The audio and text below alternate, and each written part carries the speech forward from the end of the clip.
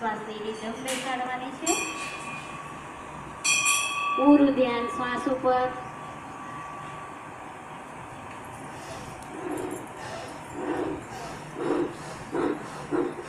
ઝડપથી શ્વાસ અંદર બહાર.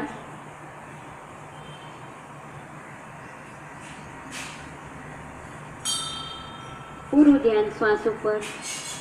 ઝડપથી શ્વાસને અંદર પ્રવેશતા જુઓ અને બહાર નીકળતા.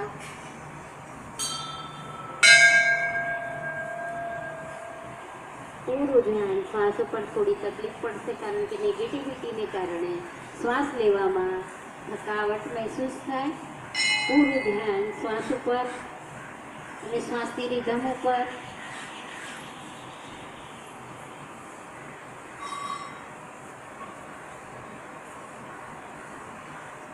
શાંત થઈ જાઓ.